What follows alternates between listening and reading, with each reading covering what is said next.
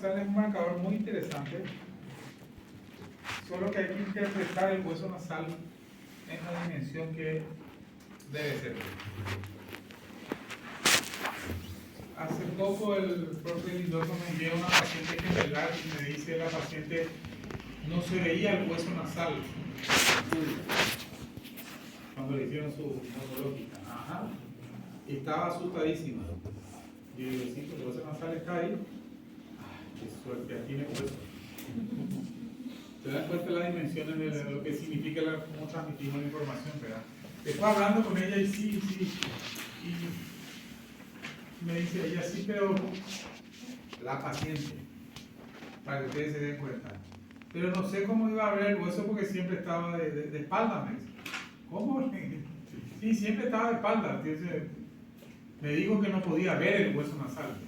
A ver, no podía ver porque dijo que no tenía. En el informe dice que no tenía.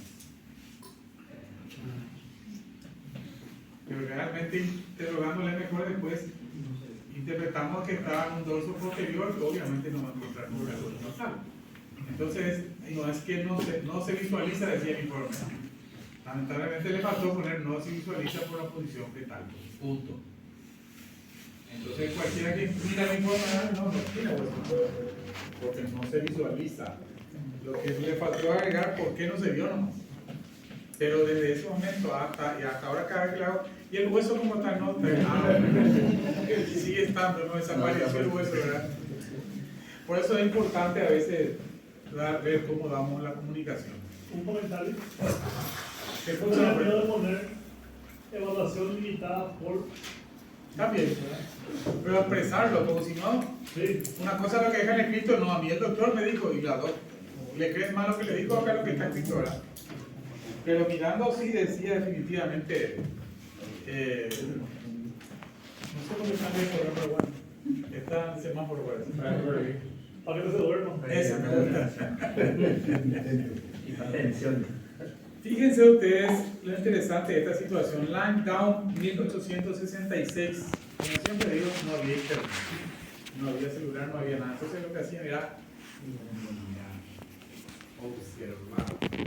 Y en la observación que él sacó que estos niños, por eso después se llevó su nombre, fíjense la foto, base plana, ancha, sin prominencia, mejilla redondeada, extendida lateralmente, fisura palpebral muy delgada, ojo de disposición obliqua con el canto interno más distante entre sí, lengua larga, gruesa y áspera, la piel amarillenta, deficiente en elasticidad, más grande que el cuerpo.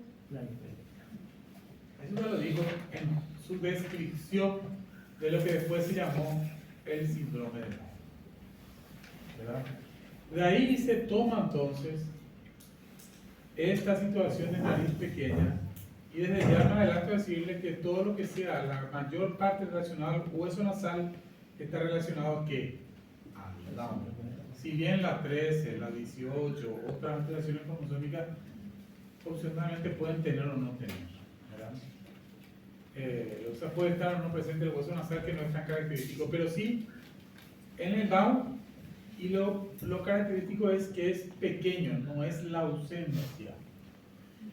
Y aquí ya entramos en una cuestión anatómica en la cual tenemos siempre dos huesos nasales, ¿verdad? Y recuerden que esta es una estructura de la línea media. Entonces, lo que tenemos que hacer es visualizar correctamente la línea media, ¿verdad? Para identificar si es derecho o izquierdo, o sea, obviamente eso ya no me interesa porque lo que vamos a hacer es ver si está presente o no. Para hacer un poco de historia de los marcadores, fue interesante conocerlo. En 1995, por primera vez, se habla de la asociación del hueso nasal con la trisomía 21, por un grupo francés, 1995. Y en el 97, por un grupo inglés. Pero se evidencia esto en las radiografías de esqueletos con síndrome de Down de forma post-mortem. La presencia del hueso nasal y la ausencia del hueso nasal. Y si miramos un poco más con ojos radiológicos, fíjense ustedes que lo que es la radiolucidez que tienen es menor que lo que tienen los niños normales, por decirlo de esa manera. Entonces no es que no es que no tienen nariz, como dice la gente, no. Lo que pasa es que hay una situación que en ese momento no se ve. Y vamos a ver por qué no se ve. Hasta que en el 2001, esto fue septiembre del 2001. ¿Qué pasó en septiembre del 2001? Atentado a las Torres Gemelas, ¿verdad? Eso fue el 11 de septiembre. El Congreso, no me acuerdo qué número, Congreso Mundial de Medicina Perinatal era en Barcelona, España. Cerca del Día de la Merced, que era 24 de septiembre.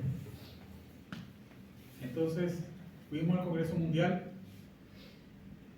Muchísimos oponentes no estaban porque, sobre todo americanos, por lo que había pasado unos días antes. Y en una de las conferencias, Kipro Nicolai dice: mañana tengo una conferencia en que voy a anunciar el marcador ecográfico más importante que ha salido hasta la fecha y está por ser publicado. Y todos nos quedamos así sorprendidos, ¿verdad? Tenía que hablar, era a las 11 de la mañana, a las 9 ya no se podía entrar al salón. Se pueden imaginar con la noticia, ¿verdad? Y él lo que hizo en ese momento fue presentar este paper que después salió publicado. Y él decía: este es el marcador por excelencia, este es el más importante de todos. Porque encontraron, acá está él, encontraron en fetos entre 11 y 14 semanas, el hueso nasal estaba ausente en 43 de 58 fetos, o sea, tenía una sensibilidad del 73%, similar a lo que es la translucencia que más o menos hablábamos, una tasa de detección del 75%. Pero recuerden ustedes que era para una tasa de falsos positivos del 5%. ¿Dónde estaba acá la diferencia? Que tenía una tasa de falsos negativos extremadamente baja, 0.5. Y realmente era una cosa que todos dijimos: wow, esto no hay para ese año. Mucho menos todavía pensar en ADN, fetal y todas las historias.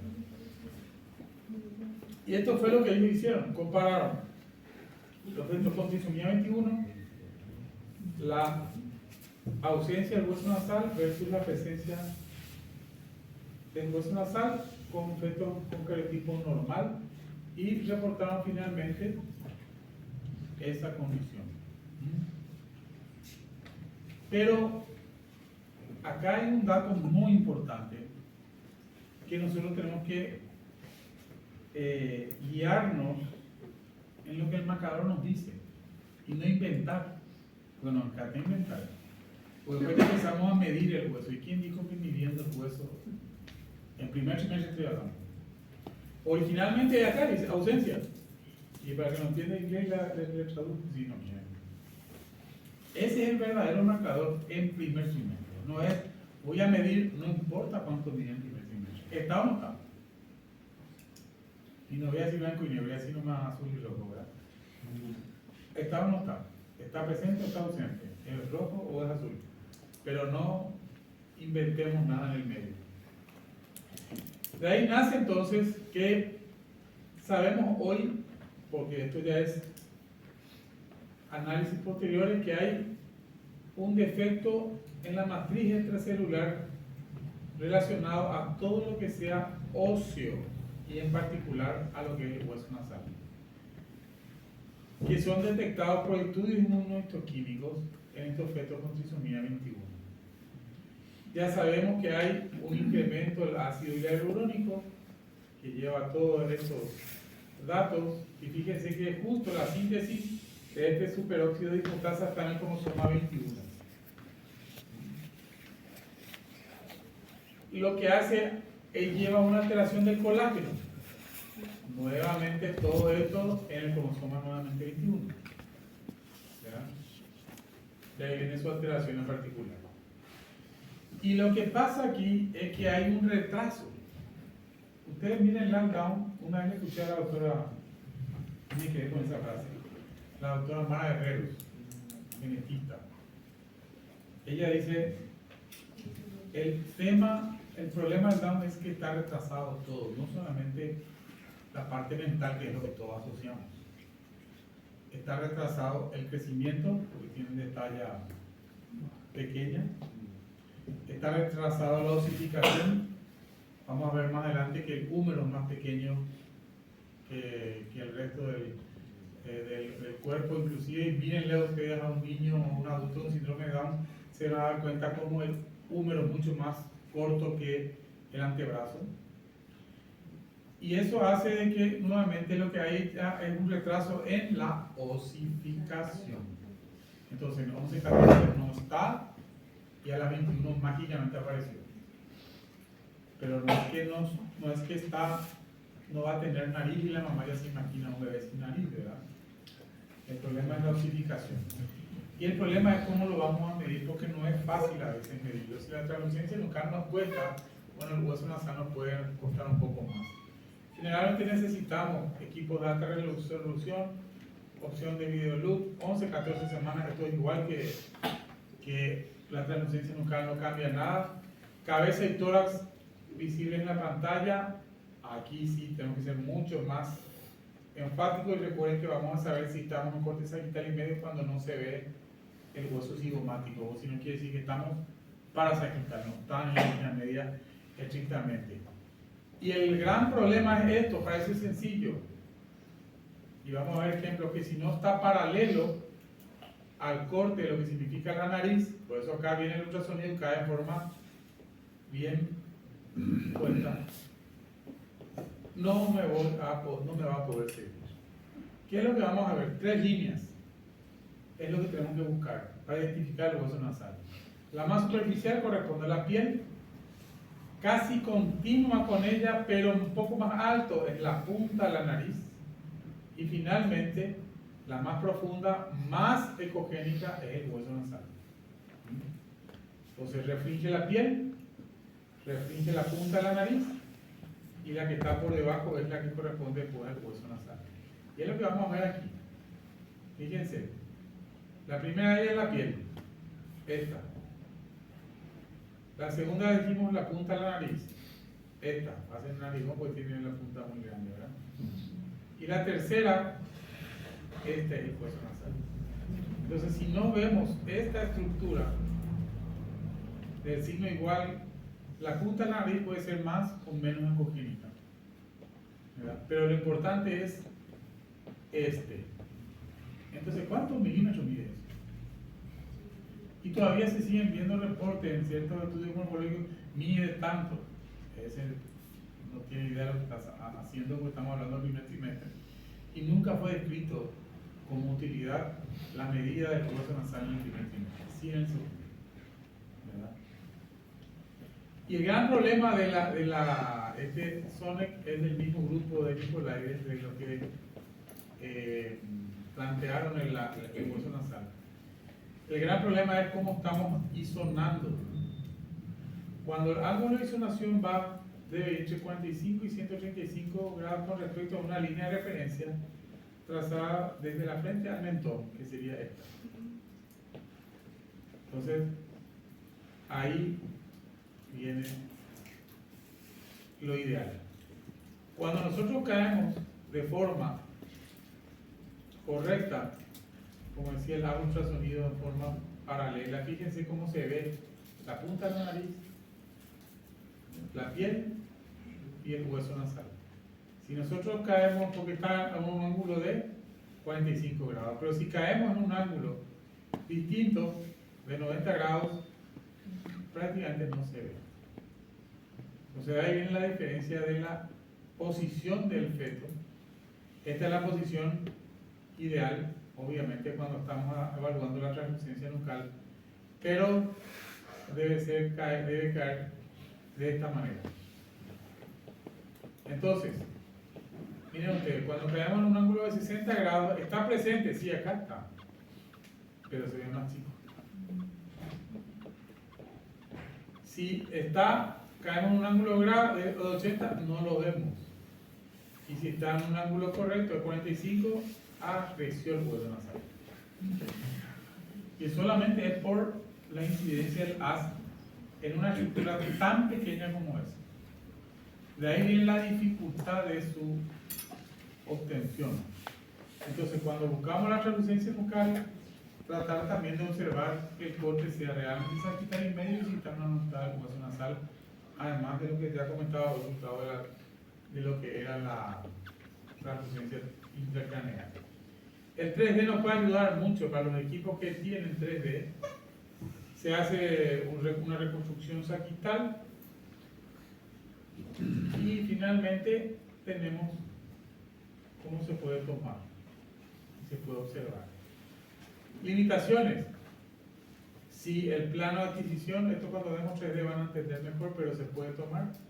Es transverso coronal, digo bien, o eventualmente si está en hiperflexión o hiperextensión. Pero eso se puede corregir con los diámetros. Lo que está haciendo el software es tomar volumen, entonces yo puedo jugar como quiera, independientemente de la posición que tenga, pero eventualmente puedo ponerle en una situación realmente en un corte sagital y medio con eso, ¿verdad? Problema, curva de aprendizaje. Fíjense ustedes, el mismo grupo Simona Ciceros y Nicolaides, años después, 2 años después, dicen necesitamos hacer por lo menos 80 huesos nasales para que se haga de forma correcta. Ahí viene esta situación. Y hoy hay toda una metodología que fue sacada por el mismo grupo del King College, en el cual ellos lo que estaban haciendo era una auditoría. Incluye todo esto para saber si se mide correctamente.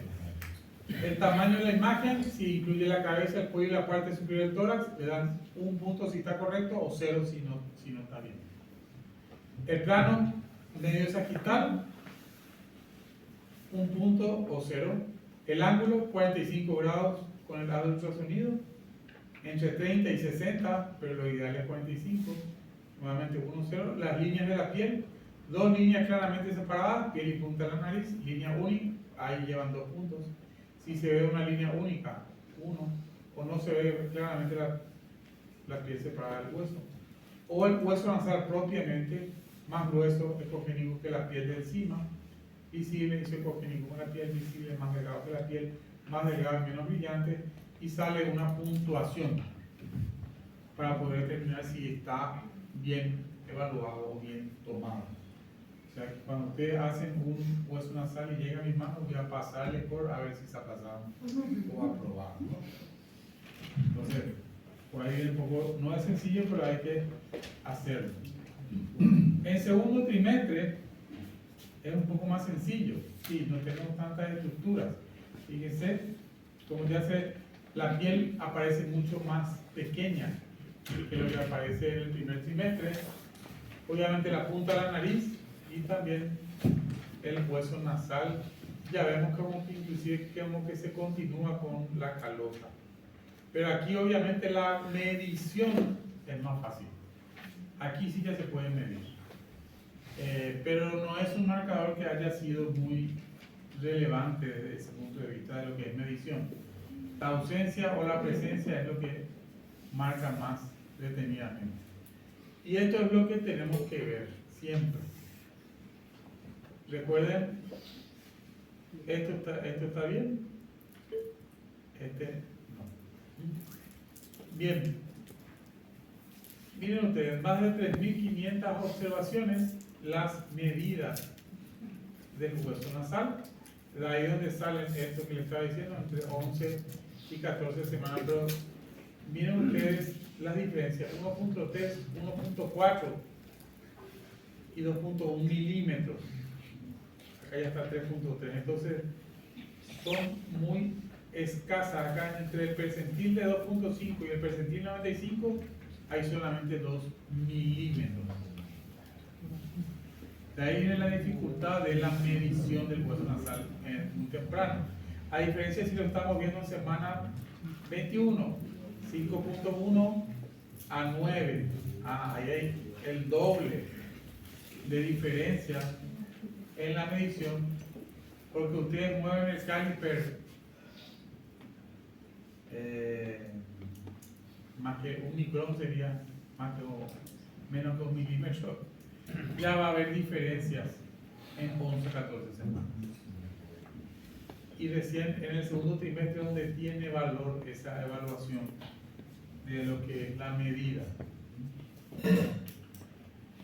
Y acá la misma cosa, el screening para el hueso nasal hipoplásico, que sería la situación del síndrome de Down, porque no es que no esté, sino es que está retrasado nada más.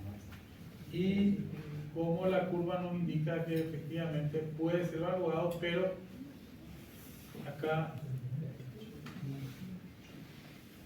no indica esa situación. Entonces, ¿qué podemos tener? ¿El hueso nasal está o no está presente? ¿Quién dice que sí? ¿Está presente? A ver, vamos a organizar. ¿Quién levante la mano que dice que está presente? 1, 2, 3. Entiendo que el resto dice que está ausente. Pero no levanta la mano. ¿Dónde está el igual? ¿La punta de la nariz? Ese no. Hay que ser más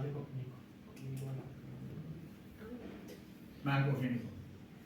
Eso ya es un fenómeno de la... Fíjense la diferencia en la congenicidad que hay. Vamos a mirar. ¿Ausente o presente? Presente.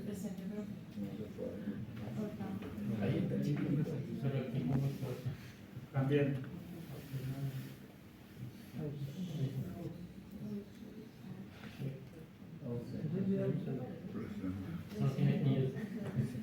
Presente.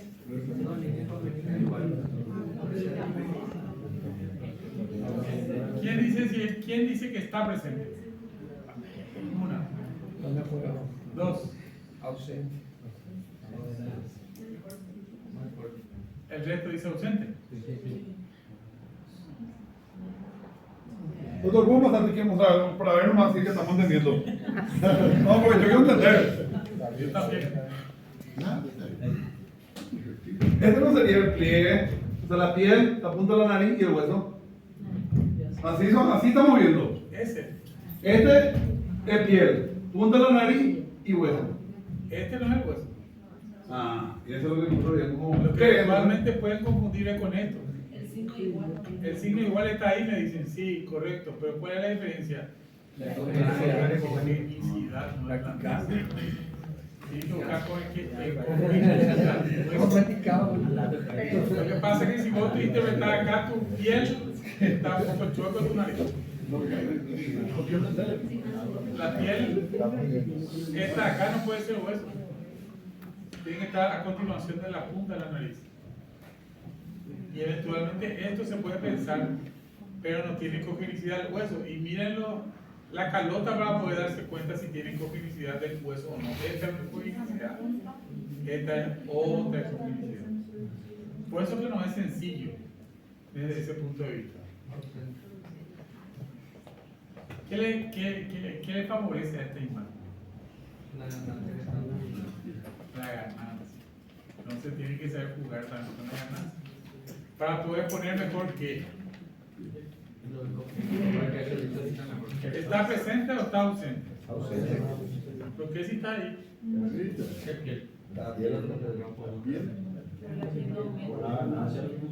Pero la piel está ahí arriba.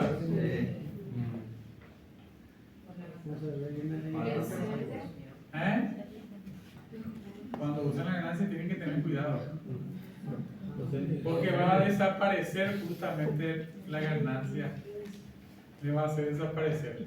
Por eso que pueden observar mejor lo que es hueso pero la piel van a perder. Entonces le puede confundir. Pero definitivamente no está el signo igual. ¿Verdad?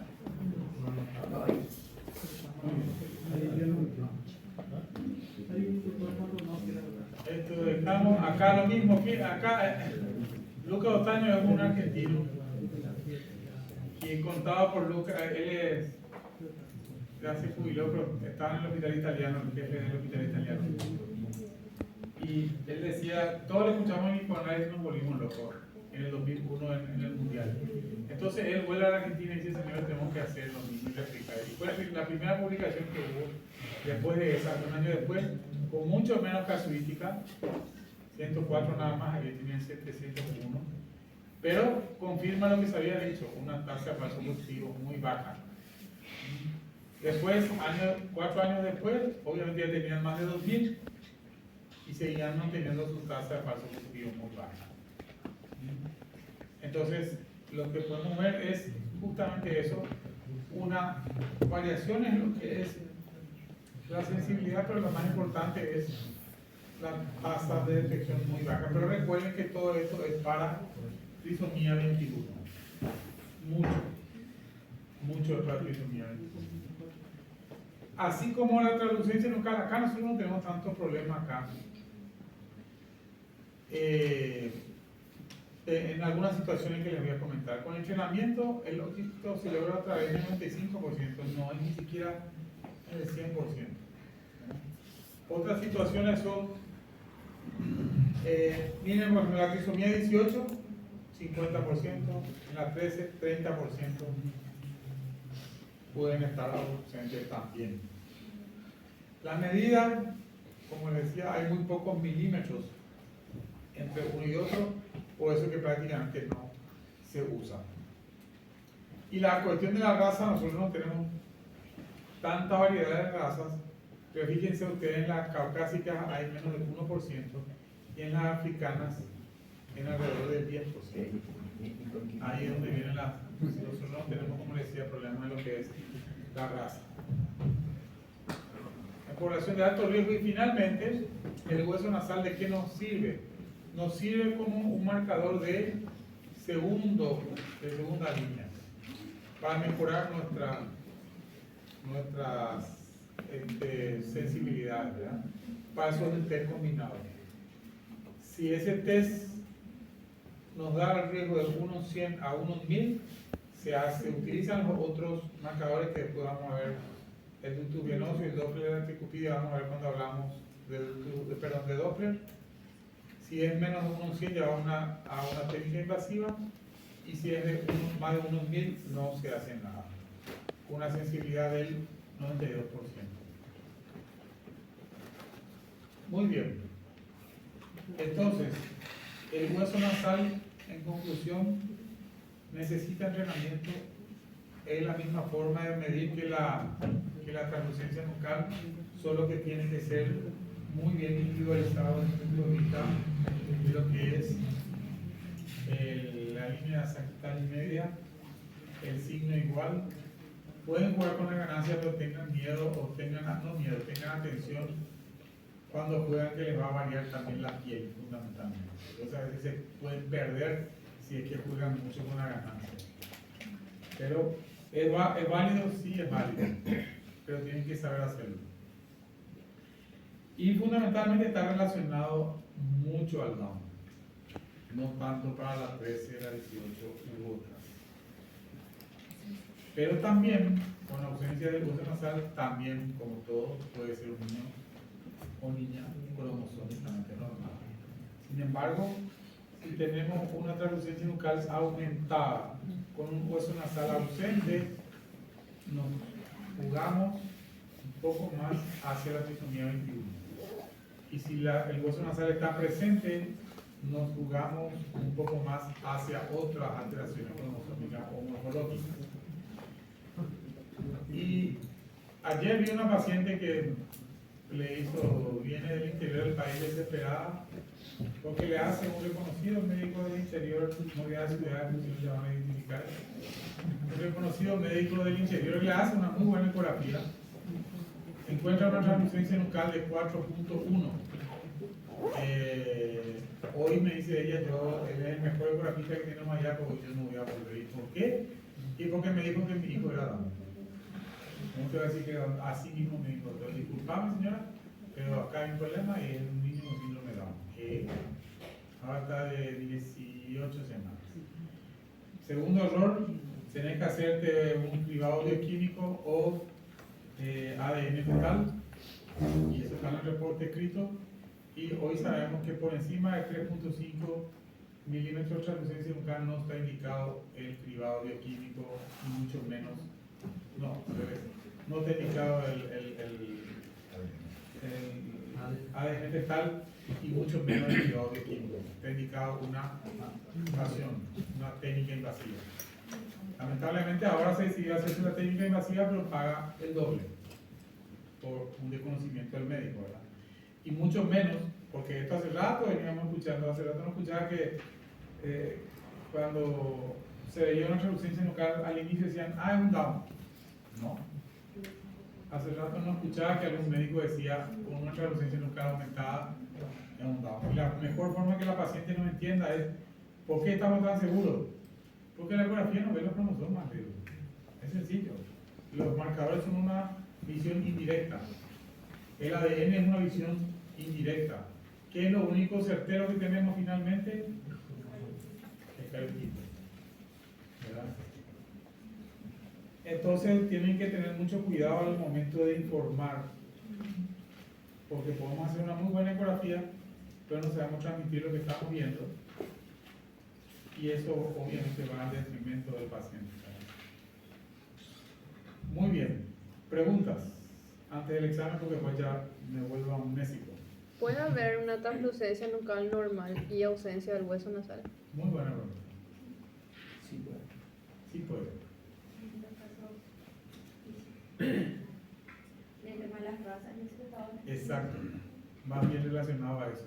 No sé quién preguntó. Yo. Está bien, más bien relacionado a eso. Es raro, no es frecuente. Lo que pasa es que también podemos pensar, porque no hay síndrome de Down con translucencias nucales normales. Sí hay.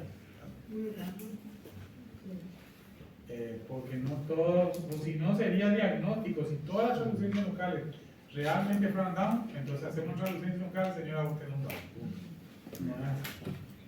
Ahí lo que convendría hacer, si es eventualmente ADN fetal, para salir de las dudas, porque tenemos riesgo de Down, sí tenemos, pero va en contra de que la translucencia está normal.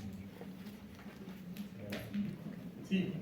En pacientes en los que la vía abdominal de por ahí dificulta la calidad de la imagen, la vía transvaginal no tiene ninguna variación en medida, en ángulo, nada. Solo que hay que acordarse que la vía vaginal para conseguir un ángulo de 45 es más difícil. No es tan sencillo. Entonces depende mucho de la posición del feto para poder lograrlo. En la abdominal tenés más juego de ángulos que con lo que es con la vaginal. Pero es factible. Y recuerden que con la vaginal la otra ventaja es que tenemos anatomía. Anatomía del feto, que es lo que Gustavo estaba diciendo en el primer semestre. Mucho mejor para visualizar la estructura es la vaginal. De hecho, yo por ejemplo en mi práctica privada les digo, abdominal, ya de vestirme sí, porque muchas, aunque sean delgadas, la posición del feto no es la ideal, hay que ser una vaginal. Entonces empezamos por la abdominal, ¿se ve todo? Ok, listo. Si tengo alguna duda de lo que es anatomía, vaginal, ya está preparada. Entiendo que eso en el hospital es un poco difícil hacerlo, ¿verdad? Pero es una buena práctica. Muy bien.